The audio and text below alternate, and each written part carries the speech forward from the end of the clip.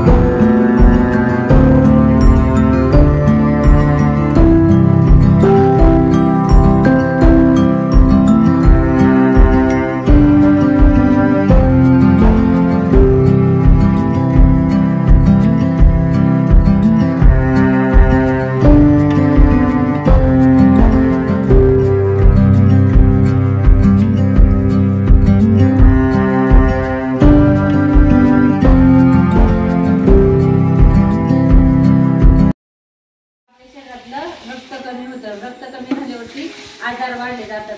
Cancer, परत लहान मुलांमध्ये बघा मागं मलेरिया, टायफॉइड, परत निमोनिया यांची साथ आली होती। मुलं आजारी पडतात का, त्याच्यासाठी आपण आहार चांगला घेतला पाहिजे। चांगला म्हणजे कसा हो, हे आपण जे काय लावलं ते कशासाठी लावलं, कशासाठी लावले?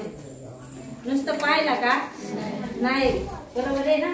हे काय, हे टेबलांमध्ये काय मांडले आपण? कडधान्य, हिरव्या पालेभाज्या, डाळी, परत अजून काय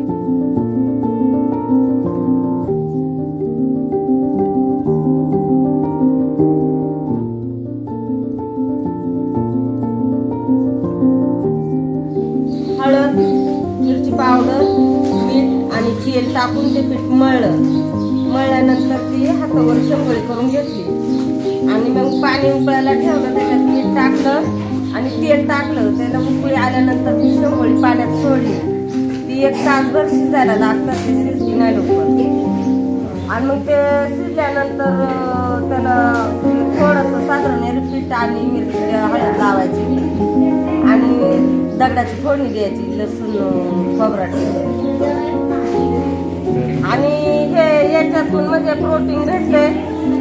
आणि याच्यातून एक महत्वाचं म्हणजे बाई जर डिलिव्हरी झाली आणि त्या बाळाला दूध जर कमी असेल तर हे मुलग्याचं भाजून पीठ तयार करून त्याचं बेसन करून देतात, त्याने आईला दूध वाढतं।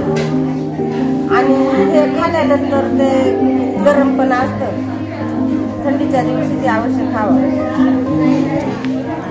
डांगराच्या वेलाची भाजी आणि कवळ्या पानाची ती आणली, धुतली, कापली आणि कच्च्या मिरच्या, शेंगदाणे आणि लसूण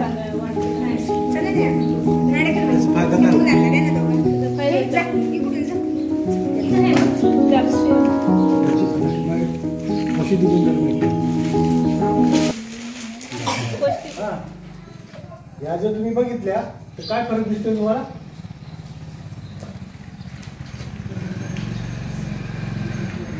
याच्यात आणि याच्यात काय फरक आहे? काय फरक आहे? इकडचं लाल आहे, इकडचं आणि इकडच्या पेशीचा आकार कसा आहे आणि इकडच्या रंग पण फिक्कट आहे. या संख्येने याच्यापेक्षा या जास्त आहेत आणि या कमी. हा,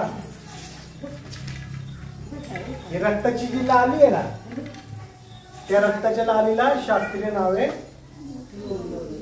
काय नाव आहे? हिमोग्लोबिन.